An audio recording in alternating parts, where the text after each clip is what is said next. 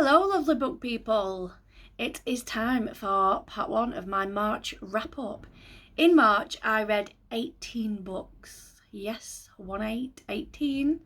I don't even know how. It doesn't feel like I've read that many, but apparently I did. So I took part in the Femathon readathon and the middle grade March month. I still can't do it. Jesus.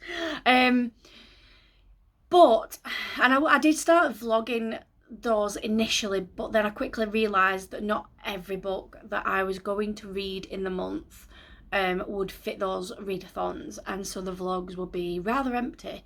So I stopped, and what I've done instead is I am going to split my wrap-up videos. So the first one today is going to be about the books that I read that didn't count for any readathons, and then the wrap-up video that comes in a few days will be the books that I read for those readathons. So, few stats to start with. So it was 18 books and 7 of those were 5 stars. 7. That's gotta be, I mean, like, that is my record of a lifetime. 8 4 stars. 2 3 stars, 1 2 star, and 0 1 stars.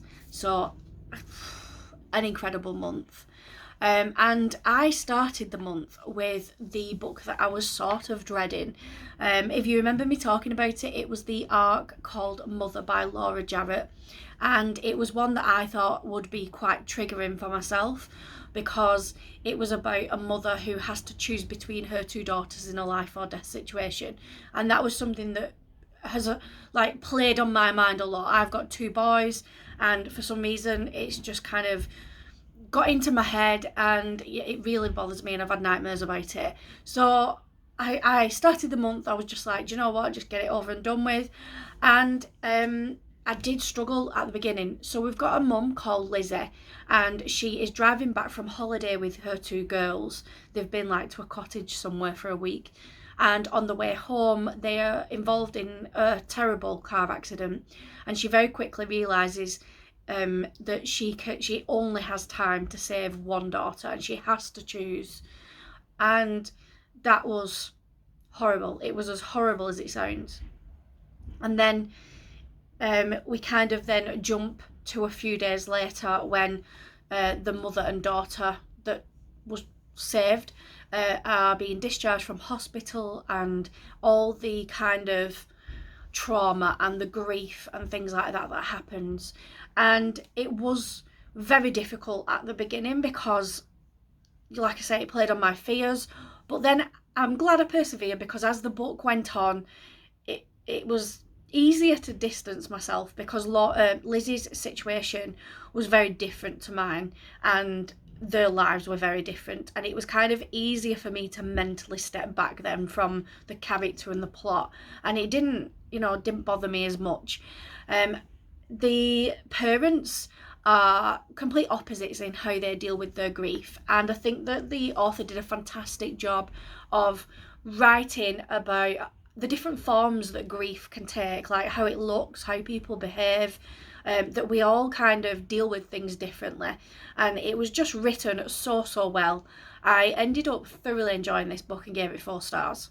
And then the next book is The Last House on Needless Street by Catriona Ward. Now, I joined in a read-along with Tandem Collective for this, and we got sent the book, which is amazing. And then we also get sent all these different prompt cards, and each day you have to read a certain number of pages and then post about whatever the prompt card is. Now, right at the beginning, it's things like, what do you think of the characters? Have you got any theories about what happens in the book?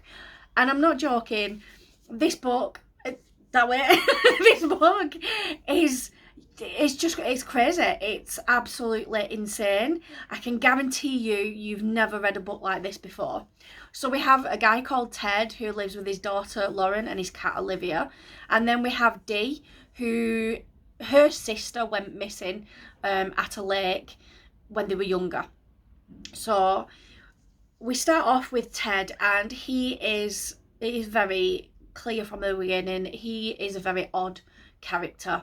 Very, very odd character. And then we also have perspective, like chapters told from the perspective of his cat, Olivia. And those are a little odd, and it turns out that the cat is a lesbian, and also that she is a very strong Christian and likes reading the Bible. It, when a homosexual Bible-loving cat is not the weirdest part of a book, that is when you know you're in for a crazy ride. I can't even explain the book.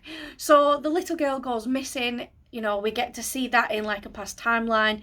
And then Ted, for some reason, was part of the original suspects and part of the original investigation about this little girl. And so Dee, years later when she's an adult, is still trying to figure out what happened to her sister. And she gets the information about Ted and decides to investigate him herself. And so they kind of, like, their stories end up linking up. I can't tell you much about the book because it would completely ruin it. None of it makes sense. I was completely confused for a good 2/3 of this book, but in a good way. Like, it was just so intriguing. I wanted to know what was going on, who these characters were, their backgrounds, how they linked, and it's honestly, it just messes with your mind, this book. It is to the point where I got to the end and I was like, maybe we should be concerned about the author's mental health here, because how on earth somebody comes up with this storyline, I don't know. It says, this is the story of a murderer, a stolen child, revenge.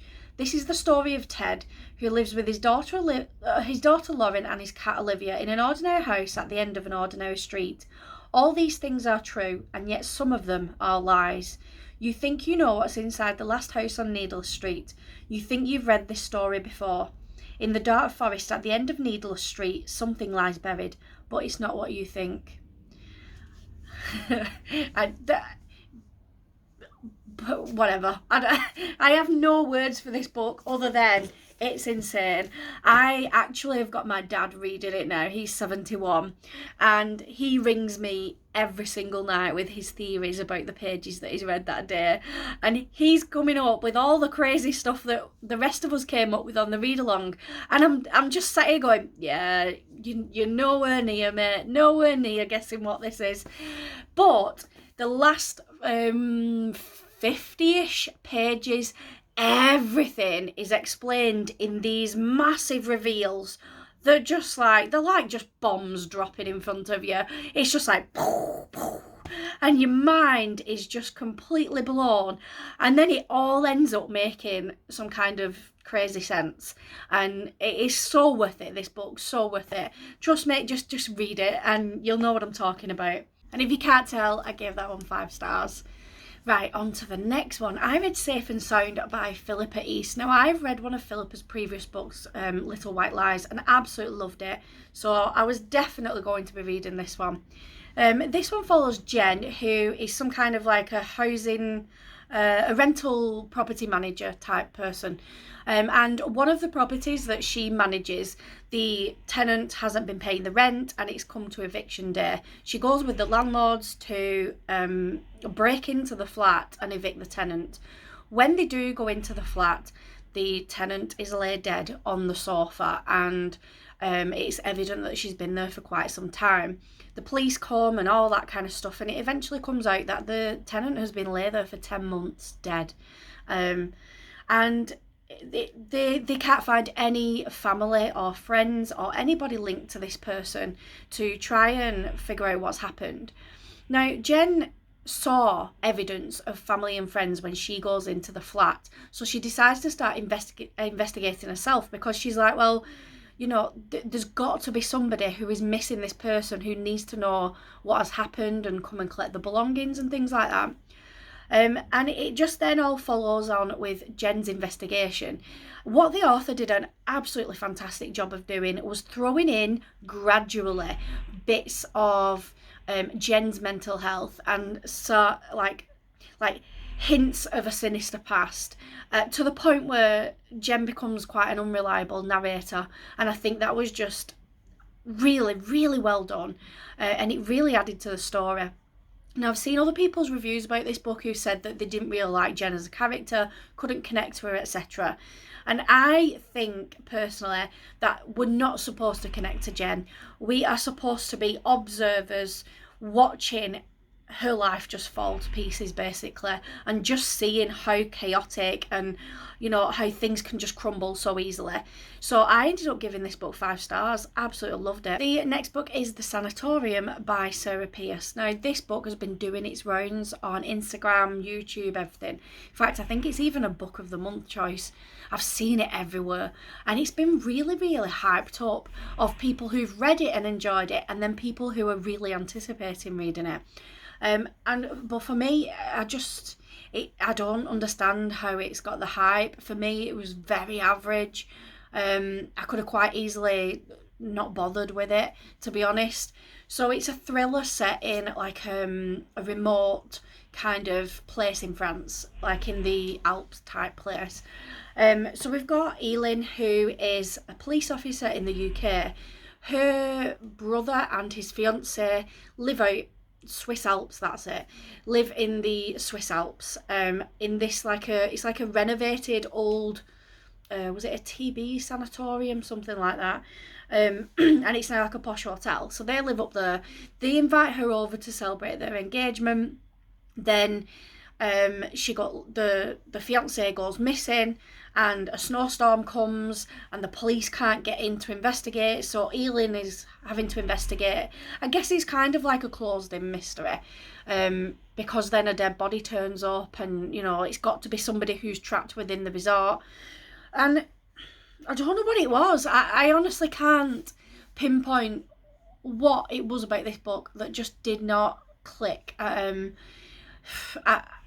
I just felt myself not interested in the characters, not interested in the story. I was just like, yeah, whatever, you know, let's just finish it. I don't know. I don't know what it is.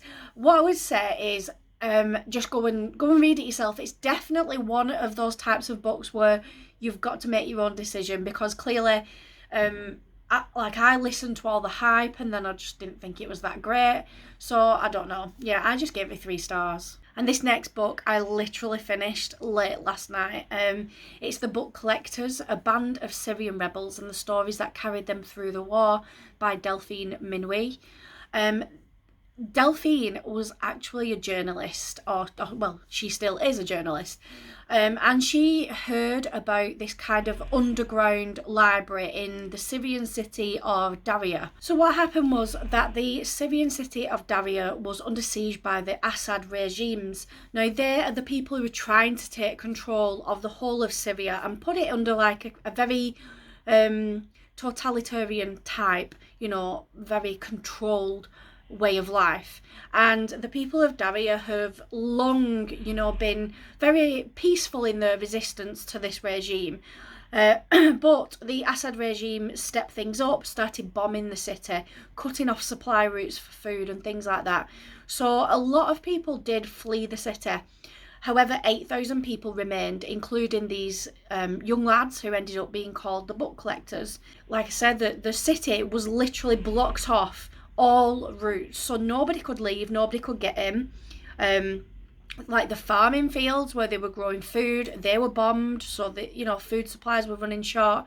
And it took place over 4 years, this. It wasn't, you know, the space of a couple of weeks.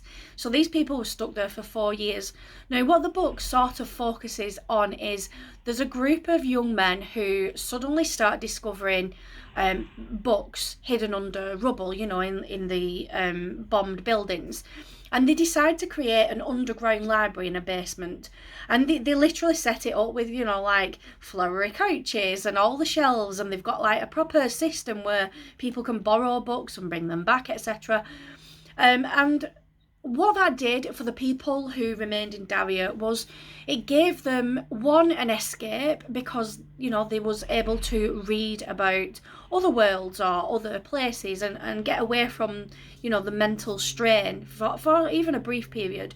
But it also provided education because they found a lot of textbooks and educational stuff. So it provided education for those who'd stayed behind, you know, learning about things like what plants and crops can they grow in, you know, limited conditions. And then it also helped with medical problems because the staff or the people who were volunteering in the hospital, because a lot of the doctors and nurses had left, they were able to learn a little bit about how to help people who were injured or unwell. And finally, they used it as a place where they were able to teach people about the resistance movement and about the world in general. So the Assad regime were doing like a very controlled propaganda type stuff, and they were, you know, this is how life should be, these people who are resisting are terrorists, and this was like force fed to people constantly. So this library gave people an opportunity to look at other points of view and other opinions, and, you know, discuss what is going on outside of Daria, and to get that external perspective to try and keep themselves open to new ideas and not end up like, you know, giving in and going off to the Assad regime. It was such an interesting book to start off with. It does talk quite a bit about the war in Syria, and I was a little confused at times, but overall the message is there, and I thought it was really fantastic. Be aware, this is not a book about a secret library. It sort of is, but there's a lot of other stuff in there. So you're not just going to read about people reading and having a great time, which is what some of the reviews seem to have been saying when they were more negative about the book. Like they didn't expect to get any Syrian history or any information about the war. I don't see how you could write about an underground library during a bombed city without talking about why the city is bombed and why the people are there. Anyway, yeah, so I gave this 4 stars. Then we've got The Castaways by Lucy Clark. So basically there are 2 sisters who go on holiday to Fiji. They go to the main island first and then have flights booked the next day to head out to one of the smaller islands for the rest of their holiday. They end up having an argument the night before the flight, and one sister does not get on the flight out to the island. She stays on the mainland. That flight then goes missing mid-flight. The plane just disappears. No wreckage is ever found. No survivors are ever found. Erin spends the next few years consumed by guilt about the fact that she let her sister board this plane and then, you know, it went missing. And she's doing all her own investigations, trying to figure out where on earth this plane could be. Then she uncovers some new evidence, or some new evidence comes to light about what might have happened. So she flies out to Fiji to try and investigate over there. Absolutely fantastic. Bizarrely, this book is marketed as a thriller. It's not a thriller at all. This is definitely a mystery. There's no real thriller elements. It's just a mystery as to trying to figure out what happened to the plane and what happened to the people on the plane. That's as much as I can tell you without ruining it. It was really well written. I thought, you know, the characters were just really interesting. It was just a fantastic book that had me really gripped. I was absolutely loving it. I couldn't wait to get back into reading it when I'd stopped to do other stuff. Yeah, I love this, and I would definitely read some more of this author's work. This ended up being 4 stars. Then I listened to the audiobook of the thriller The Lake by Louise Charland. So we have Kate, whose 15-year-old son drowned in a lake, which is firstly bizarre because he is like an excellent swimmer. He's on a swim team or got a scholarship for swimming or something. So how would he end up drowning? And secondly, there's a lot of questions surrounding why was he there with somebody else, what had happened, how did he end up drowning, things like that. And it's not answered by the initial investigations. So 6 years later, Kate finds her son Michael's diary that he'd written just before his death, and it starts kind of like throwing up bits of evidence and more questions surrounding what happened. So she decides to go off and investigate. There's a massive build up with a red herring that it's really bizarre because it's made a big deal of, and then all of a sudden it just disappears from the story with like no kind of tie up to it. It just like disappears, and you never hear of it ever again. I am absolutely shit at guessing what is going on in thrillers. I never know. The twist is always a complete surprise. However, this time, even I guessed what had happened, and that just like tells you how much of a non-thriller this thriller was. It was just, I was bored, to be honest. The characters were boring. The story was boring. It didn't grip me at all. In fact, an audiobook normally takes me roughly 2 days to get through, and this took me 8. And it put me in a massive slump because it was just, it just destroyed my brain. It was just, I don't, this is what I do to myself because I can't DNF books. And I ended up just giving this 2 stars in the end. Then we've got a fantastic dystopian called Dark Lullaby by Polly Ho Yen. This one is perfect for people who love The Handmaid's Tale and people who love Christina Dolce's books. I thought this was fantastically well written. So it's set in a time, I guess the near future, but infertility is a massive problem, and the only way that people can have a baby is to go through extreme IVF, and I mean extreme, quite horrific invasive treatments, to the point where it can be so dangerous that the woman actually dies during IVF, you know. So Kit decides she isn't going to put herself through that. She's just not going to have a child. However, she meets somebody, they get married, blah, blah, blah. They eventually change their minds on having a child. So they put themselves through that. Now, we have 2 timelines. We have one in the past of the story of Kit meeting her husband, and the story of Kit's sister going through the treatment and having a baby and her experiences. Then we have the current timeline where Kit and her husband's baby has been taken away, and it's kind of like a situation where how far would you go to keep your child safe? So once a couple has a baby, in fact, before that, they are put through extreme training, and I mean like exams and classes and everything, like learning about child development and you know, a bit of child first aid and like useful things, but to the extreme. And then afterwards, the government has this certain department for parenting standards, and they monitor parents so closely, and I mean like literally they can be following them because nobody knows who is actually part of that department. So you can just be out in the supermarket and not know that you are being monitored with everything you do with your child. And you only get like 7 chances, and if you get 7 warnings in a single year of having your child is just taken away. That's it, and you never see them ever again. So the warnings can be for things as simple as like your child cries for 2 seconds longer than they think that it should, or you know, you don't seem to have given your child 100% attention even though you're trying to go through the checkout at the same time, whatever. So it can be really petty things.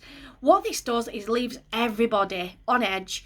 You know, couples are massively anxious, worried, exhausted, everything, which obviously leads to more, you know, mistakes. So this was just fantastic. I couldn't put it down. I absolutely got caught up in this story. I love dystopian anyway, and this really was a great dystopian, and I think it did a great job of playing on parents' fears, especially mums, of, you know, am I good enough? Am I doing a good enough job? You know, am I a good mum, kind of thing. Oh my god, yeah, it was just fantastic. 4 stars, definitely. Then I listened to The Dog Show by Fiona Gibson. I just fancied something cute and fluffy to listen to that wasn't too taxing on the brain, etc.